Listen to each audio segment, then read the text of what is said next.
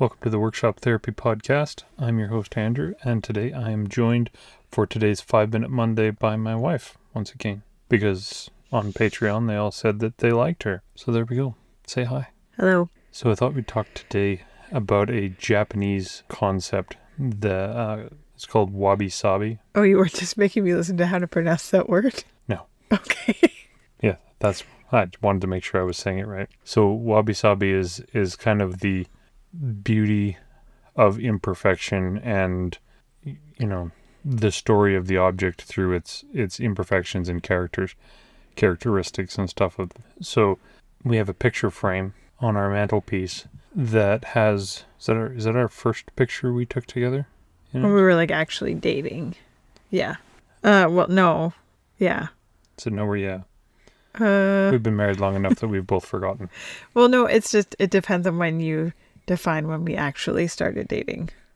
Let's say because officially. If it's official, like my definition of it, then yes, that's our first couple picture when we're dating. If it's your idea of when we started dating, then no. Apparently I was a creeper and we started dating before the official date, according to my wife, anyway. Mm-hmm. Anyway. You claim we did. I don't claim we did. So this picture, in the frame, it fell off and got broken. And so I repaired it by using epoxy, and it was tinted epoxy, and so it highlights the cracks.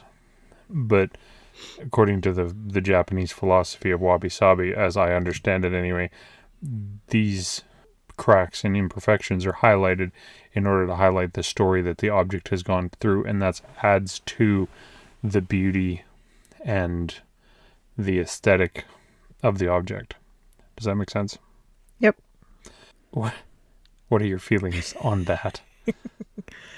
I think there is beauty in the imperfections, and I actually find myself looking at that frame more often than maybe other frames that we have up there.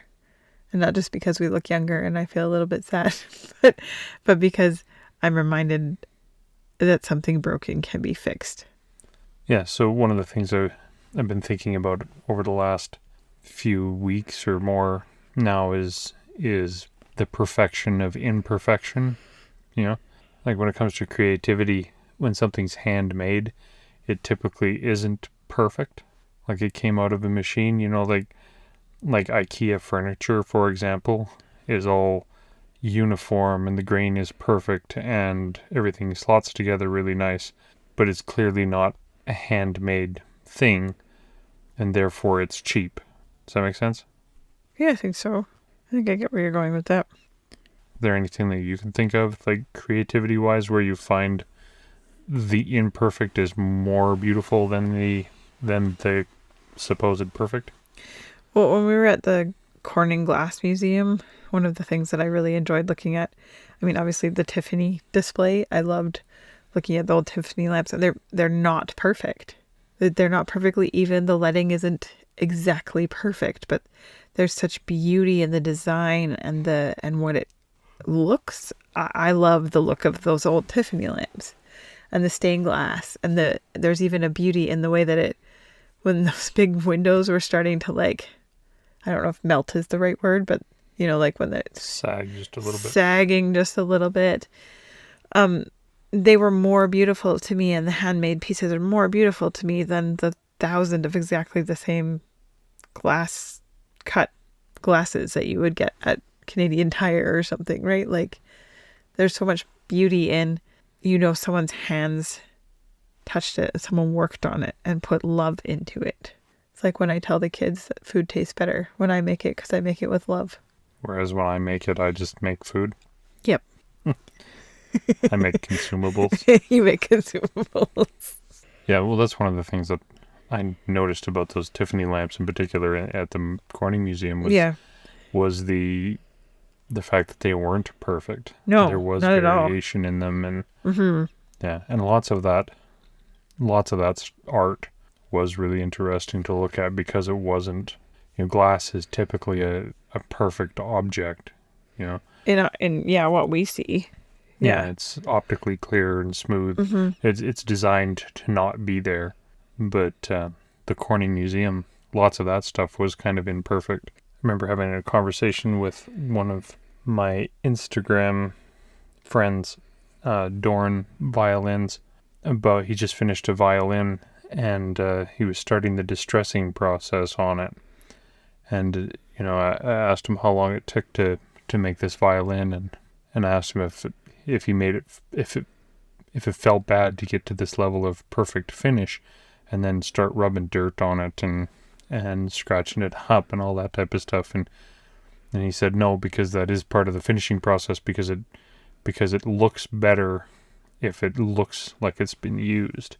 And so it's almost like the perfection was turned into imperfection to make it a little bit more perfect than it was.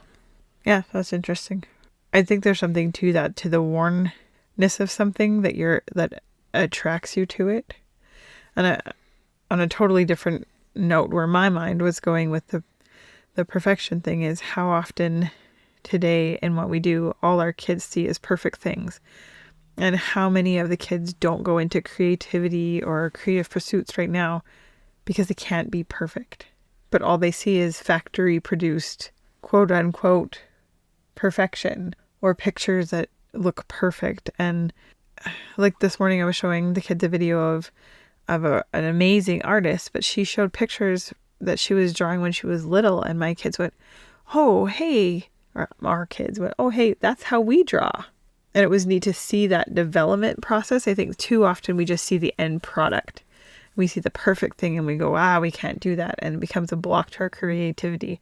And I think especially with kids today, there's such a culture of perfectionism that everything has to look perfect and has to match and has to be this way, that we've lost the ability to see the beauty in what we can create.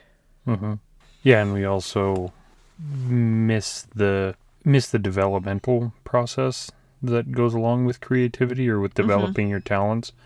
Because so many times we do look at, like, social media, for example, is good for this, is you see the oh wow, that looks amazing, I could never do that, when in actual fact, yeah, you could.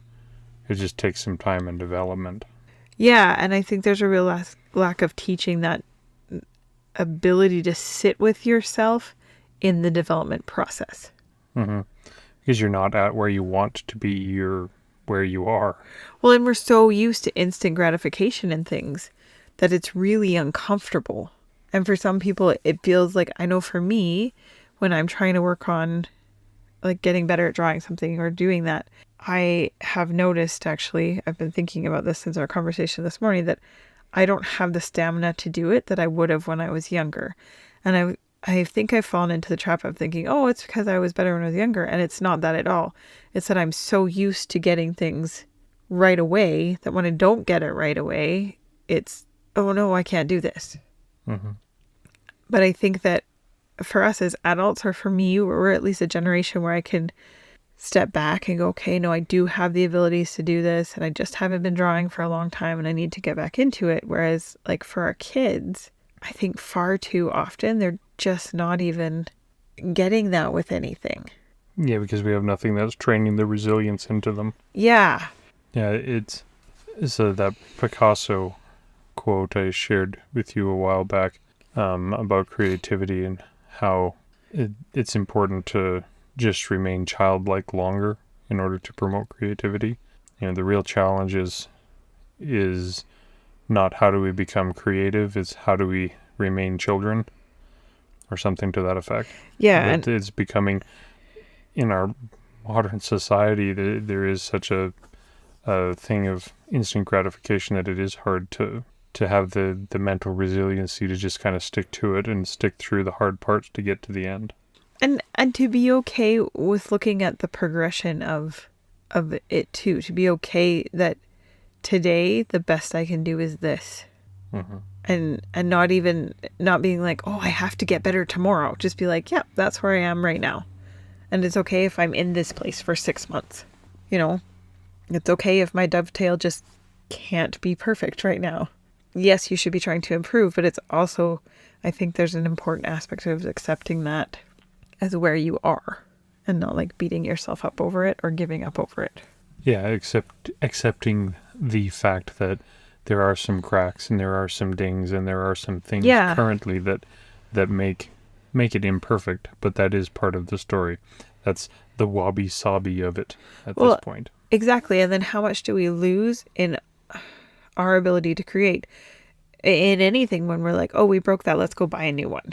Mm-hmm. Instead of let's fix it or let's, Yeah, it's annoying to give the broken toaster to the boy into the garage and have him just smash it apart and leave a mess. But at the same time, it's those experiences that also, in the future, like, I'm going to tell a story about our early marriage. Oh, good. Should be interesting. We were given a KitchenAid for our wedding. And how long did we have it before it broke?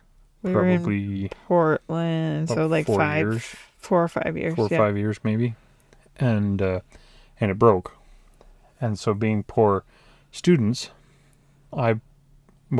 before being poor students, we're still poor students at this point. My wife, Tamara, who I'm talking to currently, good thing, was really upset because it was given to her by her grandma. I'm talking to you, so I should just say my grandma. But I'm telling the story. It's so true. I guess. Whatever. Anyway, so this KitchenAid, she received it from her grandma. You received it from your grandma. And so you were really upset because we were going to have to throw this KitchenAid out. And my grandma had just died. Was it right around then? Yes. Okay. So yeah, it was a hard time. Anyway, so I said, well, why don't we just fix it? And the thought that we could fix it absolutely blew your mind. Yeah. You didn't even know that was possible. And so I looked online and I found the part that was broken for like, what was it, like $2 or something like that? Yeah. $5. It was less than $10 because I ordered 2 of them. Yeah. And we took it apart and we fixed it, and it worked fine for probably almost another 10 years before it broke again. No, it broke. 5 years. It was probably 5 years, and then the third time was probably almost another 5 years after that, and it was totally done at that point. Yeah, there was other problems with it by that point, but I attribute that. I don't want to say stick-to-itiveness or cheapness. Maybe that's what it was because I'm a farm boy. But I attribute it to the fact that I did take apart the broken stuff when I was a kid.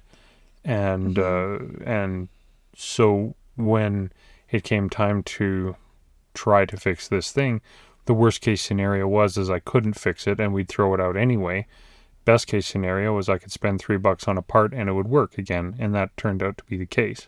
And so when it comes to like our kids, it's super frustrating when they just wreck stuff. But at the same time, that's kind of a learning experience as well. Yeah, and I think it goes down to things like having family dinners allows your kids to learn how to set a table. And you go from the cups being upside down and the plates being askew and all that stuff to them learning to find order and beauty in doing that. And from that comes fixing things, and then from that comes creating things. I think there's an evolution in that process, and I think we do a real disservice when we don't give them opportunities to take things apart and to make mistakes doing other things. And along with that, and I know it's controversial, but I will tell my kids, hey, that fork's on the wrong side, let's try and put it over there. I mean, with the 2-year-old, not so much, but with the 6-year-old, let's try and get those things to go to the right spot. I don't just go and change them though. Like I have them do it and explain why and blah, blah, blah. But I don't think I realize how much those experiences, those learning to do things, those taking apart things affect your ability to be creative in whichever area you want to go. Mm-hmm. Because then you're not afraid to make mistakes, right? Yeah, you're not afraid to make mistakes, and when a problem happens, you're not afraid to try to fix it. And when the problem is still visible, but the thing works now, that is a reminder to you that that's part of the story and that's part of the development of the thing. Mm-hmm. Okay, other story. Our son has a stuffed dog named Toto that he has had for as long, I don't know, he must have been like a year or 2 old when we got it. I don't even know where he got it from. I don't remember. But he loves this dog, right?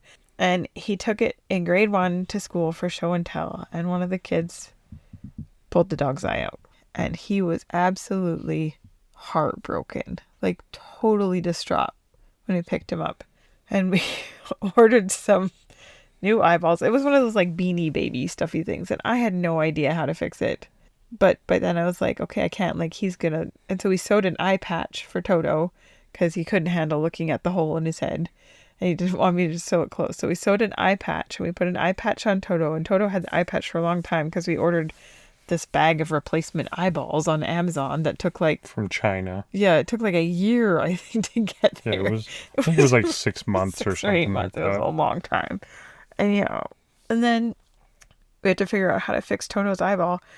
And he's 13 now, and I don't know how many times I've replaced the eyeball in Toto. But we've learned how to do it, and how to sew the fabric, and how to get the eyeball back in, and all of those things. And he still loves that stuffed animal, that ratty, mismatched eyeballs, sometimes stuffed animal, more than all of his other ones. Yep. It's still with him. It's up in his bed in the trailer where we are right now, 1,000 miles from home. And he's had lots of other stuffed animals, nicer stuffed animals. That one is the one he always takes with him. Mm-hmm. And I don't think when he looks at it, he sees the broken eyeballs. I think he looks at it and he loves his stuffy, and he sees Mom fixed the stuffy. Uh-huh. Yeah, going back to the story and the imperfections lead to the beautiful thing. Mm-hmm. And it doesn't always have to be beautiful to someone else. Also true. I think it can just be beautiful to you. Yeah, especially when it comes to making things that you want to make, whether it's writing a story or painting a picture or building a piece of furniture. The satisfaction of making something or creating the thing that you wanted to create, regardless of whether other people like it or not, should have value in and of itself. Yeah. That was more than a 5-minute Monday. But I always enjoy talking to you. I enjoyed it. You're my favorite person to talk to. That's good. So thanks for coming along for the ride on today's podcast. I'd just like to say thank you to all the patrons who do support the podcast. And I am going to read you all out in the near future because I don't have you right in the front of my head right now. And I also saw a review, which I will read in the future as well. But we're not set up right now to access it or read it, so I'm not going to do that. But if you'd like to leave a review, I'd appreciate it. If you'd like to send any questions that we can answer and talk about on here, it's questions@workshoptherapypodcast.com. Just record a voice memo and email it to there, and we'll play it on here, and I promise I won't mock it too much, unless it's a stupid question, and then I might. But my wife won't, because she's nicer than me. It's true. I just want to say thank you to the founding members of the Workshop Therapy Patreon family. Eric of Overall Makerworks, Keith Drennan of Blackthorn Concepts, Brad of Brad's Customs, Matthew Serio from Arciano Serio, and The Grant Alexander. If you want to join on Patreon to support the show or just say thank you, I'd appreciate it.